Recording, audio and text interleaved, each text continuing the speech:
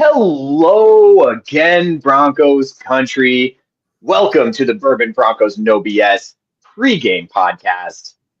We're happy to be here. It's a short week here in Denver, and we have the Raiders coming up on a Thursday night game, a Thursday night matchup. I'm here, as always, with David and Spotty, and we're ready to kick off this short week. David, Spotty, how you guys doing? We're live, right? This is live. Yeah, we're live on Thursday. I mean, blessed that nobody is watching, but we are live, sir. Hey, but that's fine. You know what? Like I enjoy being with you guys. I already said it last week. There's something about that hello, Jared, that just like we're in season form. Like, how did you come out? Like you had no preseason and you were ready for that. I'm just saying, like, I commend you on that. Raiders week. God, I love Raiders week. And it's on a short week after the dominant performance by the Broncos on Sunday, the Broncos defense. I'm super excited. I'm curious to see if that we are able to ride this wave, ride the momentum into this game. Absolutely. Yeah, let's wreck up these Raiders. Man, there's nothing that feels quite so good after coming off a team like the Houston Texans that has a really tough defense and bouncing into a team that does not have as tough a defense in the Las Vegas Raiders and thinking to yourself, man, this could be a little bit of a palate cleanser for this offense against this defense if everything goes according to plan. Absolutely. And I'm excited to talk to you guys about this. This is going to be a fun podcast as we get ready to go into this early Thursday game. As Spotty mentioned, we are live on YouTube. If you were listening to this on any of your podcast streaming devices, go over to the YouTube and follow Bourbon Broncos No BS. Appreciate you, biggest Broncos fan, for joining in. And sometimes we go live, sometimes we don't. It really depends on how we're feeling that day. But since it's a short week, we're doing it today. And we're here. So if you guys have any comments, questions, post your comments and questions.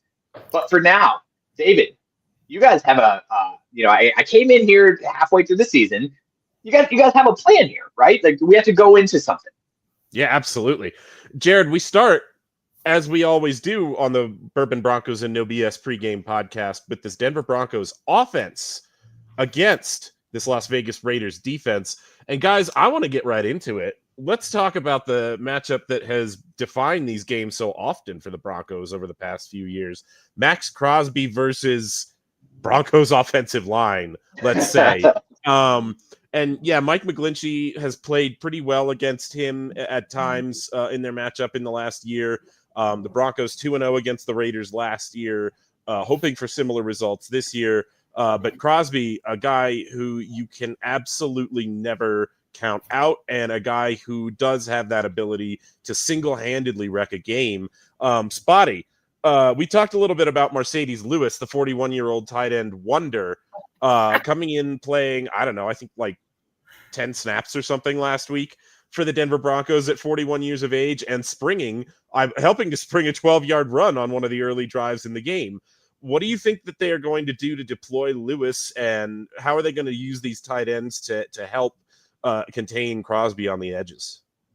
10 snaps, it felt like less than that. I felt like honestly it was 4, but of course it's when you get someone who's not getting thrown the ball, you're not really thinking about it. But now he's going to have a full week because he came over to us with a couple of business days to get prepared. Yeah, I actually think we're going to see him a lot more in this. And it's kind of like we were just talking about on our earlier show, right?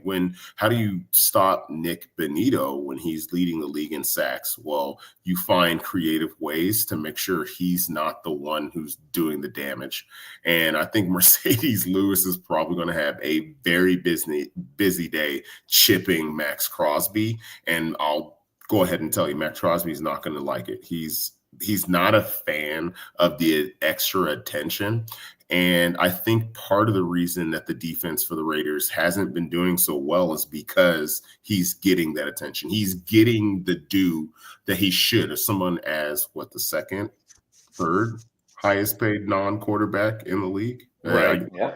Whatever the number is, we know it's a big number, and because it's a big number, he's going to be double and triple teamed, and the Broncos have the capability to do that.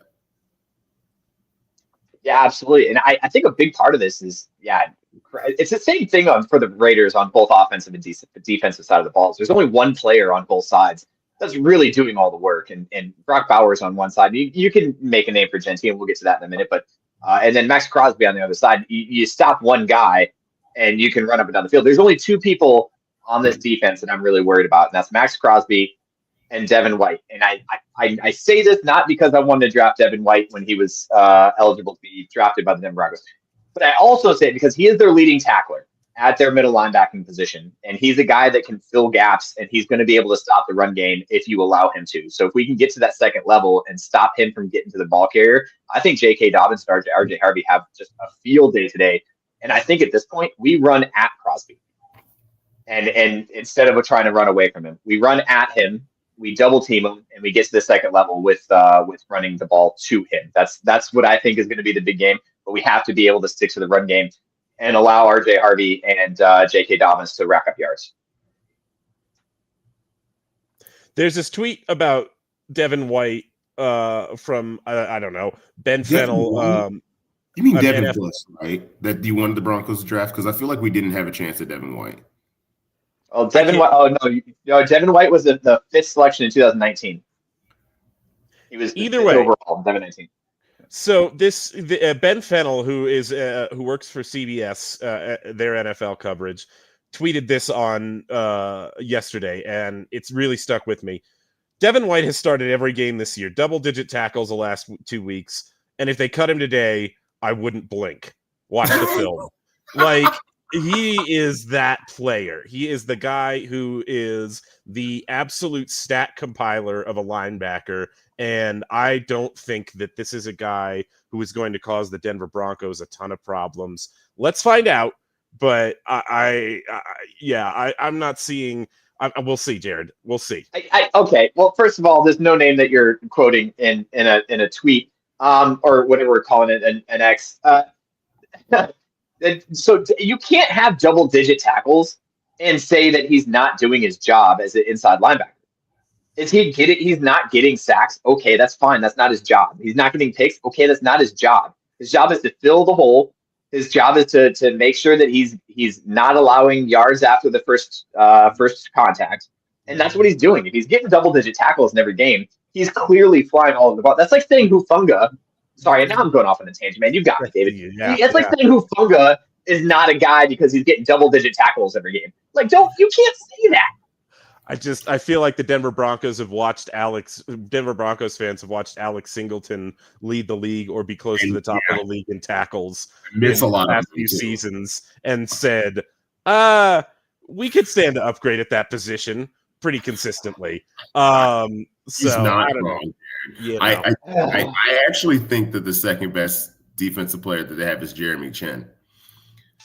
Speak truth to him, Spotty. Tell him about it, because I'm tired of this. It's Jeremy Chin has had an interesting career because he started with Carolina. He was a first-round draft pick by Carolina at safety/linebacker. He is a Hufanga-like player, but unfortunately, he played for Carolina for most of his career. So he can be a disruptor. And we're talking about deep passes and playing in the box. Now, unfortunately, to be a player like Hufanga, you also need a line to help you out. And unfortunately, I'm not even going to lie. As we're sitting here on the podcast, I'm looking through the roster who's playing defensive line for the Raiders, and the only thing that comes to my mind is who the fuck are these guys? Also, Adam Butler. Note they moved Jamal Adams, former first-round pick of the New York Jets, to linebacker. So that's, if you're wondering how things are going for both the Las Vegas Raiders and Jamal Adams right now, that's how. Guys, let's talk a little bit more specifically about how we match up on offense. I think we're alluding to it. But these Broncos pass catchers against Eric Stokes and 𝐁𝐫𝐿𝐴𝐻, the starting corners for the Raiders. It's not a matchup that gives me a whole lot of anxiety. And I also don't really have any concerns that we're going to be able to run the ball effectively. So, Jared, let me throw this to you first.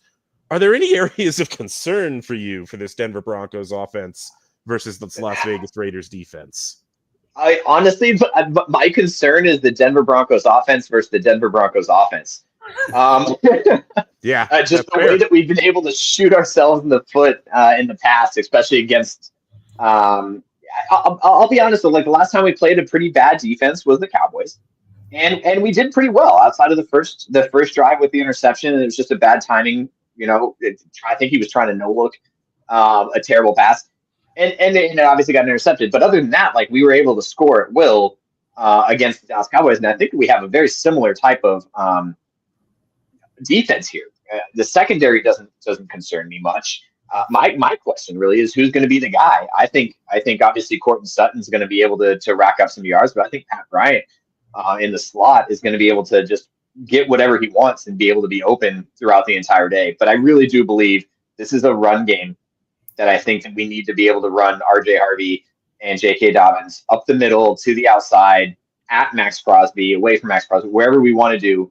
Just make sure that we have an idea of where he is on the field at all times, and I think we'll be fine. I unfortunately think that the Raiders may be skewed by the way that analytics look, because I'm looking through the last 3 or 4 games on here. They've actually been pretty efficient at preventing the run game. But they haven't necessarily played a lot of teams that are strong in the run game. Like we're talking about the Titans. The Titans ran for like 60 yards on them. They held Jonathan Taylor to under 70 yards. Travis Etienne was 22 carries for 76 yards. Okay. So actually establishing an efficient running game against the Raiders looks like they're legit, like they're around average. But unfortunately for almost all these other games, they lost by about 20 plus points. So there's things that, I think that, you give one to take advantage of the other. And I think that's what the Raiders defense is going to do. If I was the Raiders defense, I would probably be looking in this game and they're going to do like every team does. They're going to dare Bo to throw. I think they're going to want to stop the number 6, number 7 rushing attack in the NFL, and they're going to dare Bo to throw. And I'm not sure that's going to work out for them. They play Pete Carroll's style of defense, which is kind of an old school Seattle cover 3. It's certainly nothing Sean Payton hasn't seen before, and it's not something that I think are going to struggle to dial up plays against that they can, and Peyton said it today in his media availability there. On a short week like this, you rely on the stuff that you practice a lot. You rely on the staples in your offense that you can execute fairly well. But I am guessing that they have a decent amount of cover 3 beaters in their arsenal, and they will have them ready to go. Yeah, like the screen. Look, we're not going to we had a great conversation about the Denver Broncos and the screen pass. And guys, if you didn't listen to it live while we were on the Bourbon Broncos And No B.S. show tonight, I encourage you to go back on YouTube, etc., and watch that conversation because it was spirited and excellent. We only have 30 minutes. We only have 30 minutes. Go back and watch it. Yeah. Oh man. Okay. Well, so who's the key player in the game offensively for the Denver Broncos for you guys? J.K. Dobbins. I'm going to go Troy Franklin this time. Okay. Yeah, I think it's time. Franklin is getting a ton of. I think he had 10 targets from Bo Nix in this last game against Houston. So the trust to chuck the ball at him is obviously there. I think he's gonna feast against these Raiders. You think he's gonna connect on some of these deep balls that we've been trying to hit for the past couple of weeks, huh? Yeah, I think so. All right, I'm there. All right. Well, coming around halftime of the podcast here. Make sure you guys are following us on YouTube, Facebook, Instagram, everywhere else. I think we have an Instagram, Facebook, MySpace, wherever else you follow Bourbon Broncos No BS.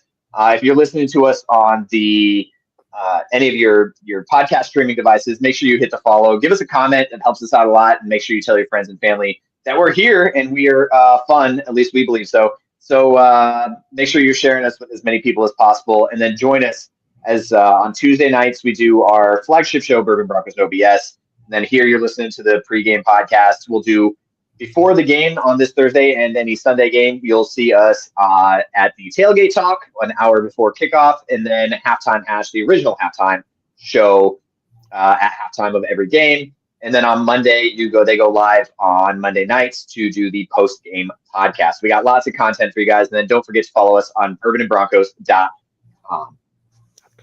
With that being said, yes, Dave, did I miss something? No, .com. I was just reinforcing your .com. Oh, .com. All right.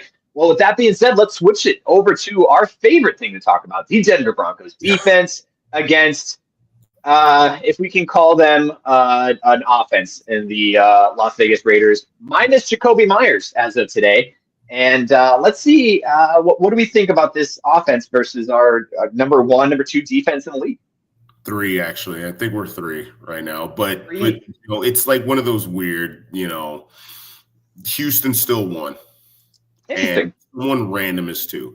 I just want to make another comment. Even though Jakobi Meyers was the only one traded, their starting guard, their first-round pick from last year, was on the trading block. And I don't feel like when you're on the trading block, you're super enthused to play week after week. Maybe that's just me. Like, if I knew my boss was like, we're going to send you to another company, like, I wouldn't be like, yeah, like, we work my hardest for you guys on a short week. Absolutely. So, unfortunately, there's a lot of things about this Raiders offense that did Geno Smith become the Jets Geno Smith like this year? Like, is that what happened? Did he regress that much to, like, there's got to be something to it, because I feel like we're looking past it, and I hope the Broncos defense doesn't do the same. I think the Talanoa Hufanga interception that we've been waiting for all season finally happens this week. Someone write that down. It has to be on a sticky note. Put it somewhere. Yeah. Put it on. Put it on a whiteboard. Geno Smith has 11 interceptions on the year already. That Vegas offensive line is bad. The Broncos defensive line is good. They are going to pressure him into making some bad decisions. They are going to try and get him to force the ball to Brock Bowers. They are going to see what they can do to disrupt that. And I think they're going to shut down the run really effectively. Ashton Jeanty is having an okay season, but he is not, he's not playing like the guy who you drafted to be this generational prospect at running back, right? He's averaging 3.9 yards a carry. He has 487 yards and 3 touchdowns on the season total. It's, Spotty, I think you said this, it's as much of a product of his offensive line as it is anything. But the fact is that offensive line is going against this defensive line, which has just a gang of absolute banshees that can come after you in waves. And I don't see how Jack Besh, even with Brock Bowers, Jack Besh and Tyler Lockett are going to make a huge dent in this Denver Broncos defense this week. Who? Their third round pick. Third round pick from TCU. Yeah. Is their number 2 wide receiver? Their slot is Old Man Lockett. And it's funny too, because Trey Tucker with the absence of Jakobi Meyers, Trey Tucker is their number 1 receiver, including Brock Bowers, I believe.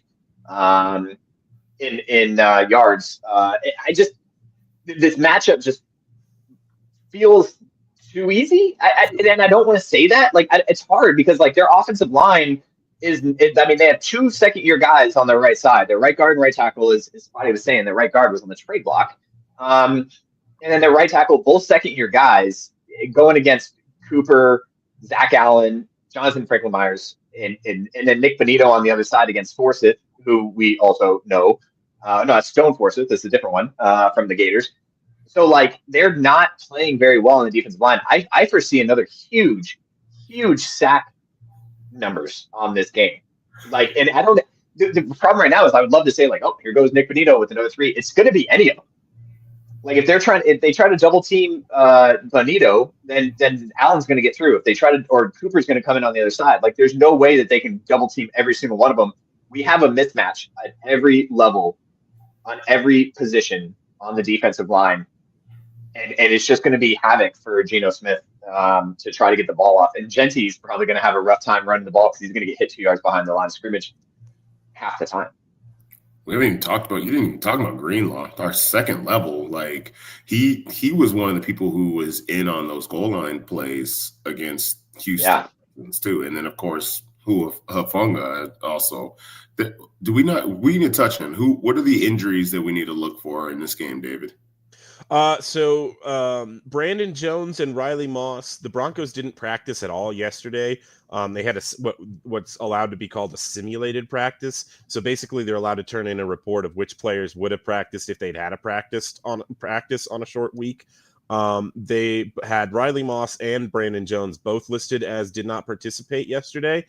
Both of those players were upgraded to limited today. So I am guessing it's just more of a function of the funky short week than it is anything else. And I would guess that those guys are going to be ready to go. You still have Nate Atkins out, Pat Surtain not practicing yet, will not be back probably for another couple of weeks. So I don't think that there are any major injury concerns that we didn't have coming out of this last game. Palcho, he had that illness going into last game. Looks like he's ready to go. So at the moment, even though the injury report looks pretty long for the Denver Broncos, it is more or less what we came into last week's game against Houston looking like. Yeah, and it makes me feel better that Zach Allen, he went down, I think, twice in that game, or at least once against Dallas, once against Houston, and he's up practicing full. So I don't know. I feel like we're staying decently healthy. Obviously, the injury to Pat Surtain's hurtful, but against this running back or this wide receiver group, I'm not worried. I think Riley Moss and obviously Jedi Barron. We don't know if he's going to be playing outside or inside this game. Probably inside to be able to cover Brock Bowers, just because we might need a little extra help. Let 𝐏𝐶𝐫𝐞 go to the backfield. Let 𝐏𝐶𝐫𝐞 just do what he does. Don't put him on one man. Let him fly all over the field like he has been the last since week one. And then put Barron on Brock Bowers. I think that we have the capabilities and the team to be able to stop this offense.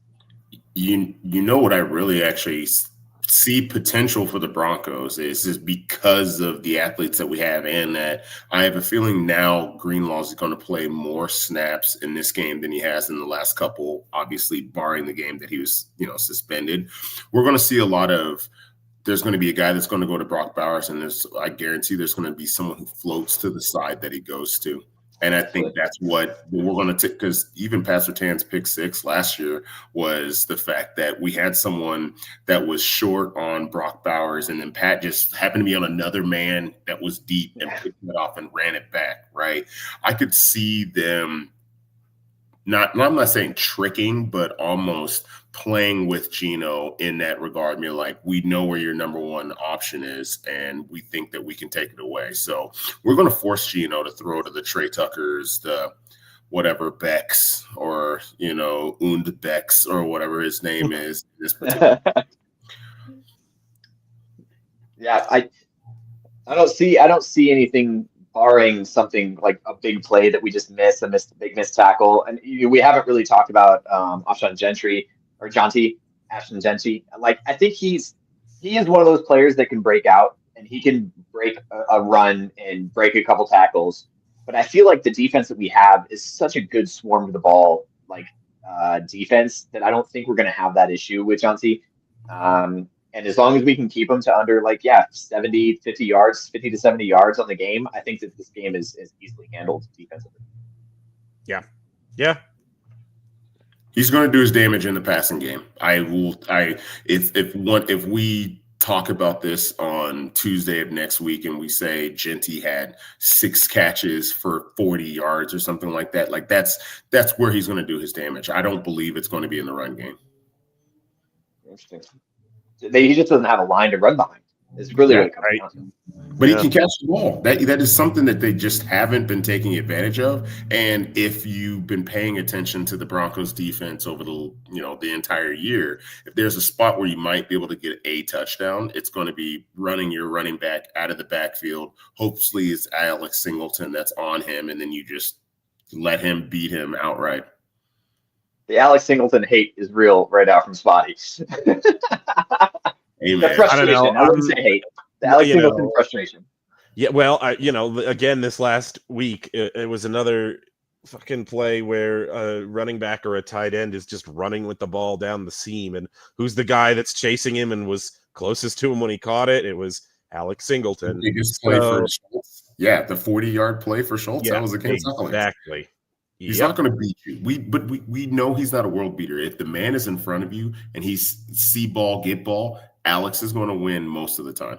If it's he's running a route around you, he's going to probably lose. You might lose. Yeah. All right, before we finish this out and go to our closing thoughts, Marvin Mims is another one that we're tracking right now as far as being on the injury report with a concussion 2 weeks ago.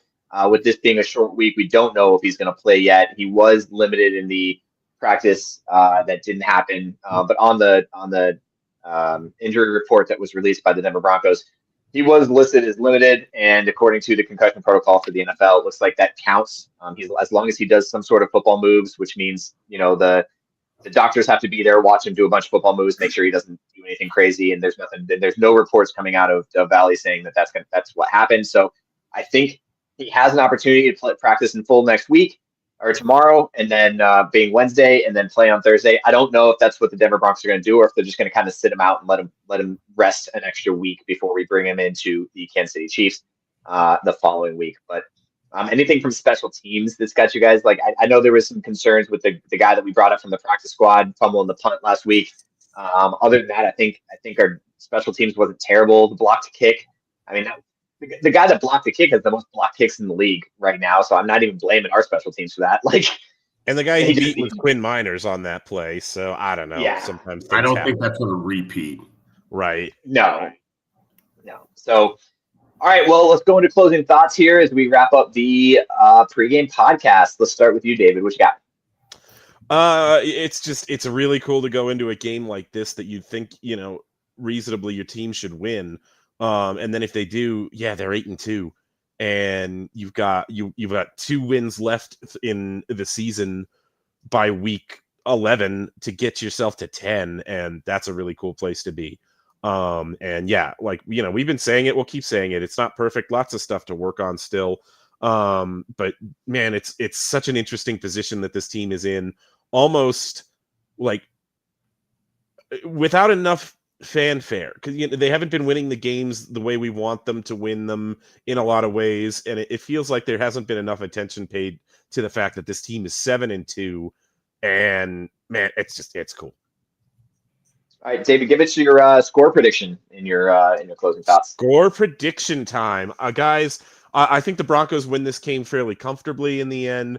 It may be a little bit of a scuffle, like going into the fourth quarter, and then maybe they score a garbage time touchdown that puts them comfortably ahead at the end, because it's a division game, it's a short week game, anything can happen. I think it's going to end something in the neighborhood of 28-7. Broncos win. I like it. Obviously, yeah. Spotty, closing thoughts and score prediction. So there's a team that's in our division that the Broncos seem to be competing with, and they want to show that they are now the new kings of the division. That team, of course, is the Kansas City Chiefs, and the Kansas City Chiefs beat the Raiders 31-0 just a couple of weeks ago. So I know all the Broncos players and coaches definitely watch our podcast. So I want to throw that out there and say, why not challenge ourselves? If we are the kings of this division, we should do the same, if not better, than the Kansas City Chiefs. So I am going to make my score prediction catered around the fact that I think that we can do so. So the Broncos win 35-0. Wow. I love it. Just one up the Chiefs like that. I love it. The only thing that has to be concerned here is that this is a Thursday game, and in the history of Thursday games, they're never super high scoring. There's always some slow starts, or there's always something missed because you don't have as much time to game plan in the short week. But you're right. I don't see anything in this game that's really gonna stop the Broncos from just going down the field and doing what we did against the Cowboys, and the difference was the Cowboys had like the number 2 offense in the league when they came in to play us. So this is a home game. I'm with you, Spotty. I don't think they score anything. I don't think they're able to get the ball off. I think they maybe get a couple first downs total, and the Denver Broncos win 28-0. Wow. Some confidence, guys. I love it. Let's go. I hate Yep. it. In time. All right, well, thank you guys for joining us here on the Bourbon Broncos and No BS pregame podcast. As always, make sure you're hitting that subscribe button here on YouTube or wherever you're listening to us, and make sure you're telling your friends and family that we're fun to listen to sometimes. And without anything else being said, we'll end this with a very strong Go Broncos. Broncos.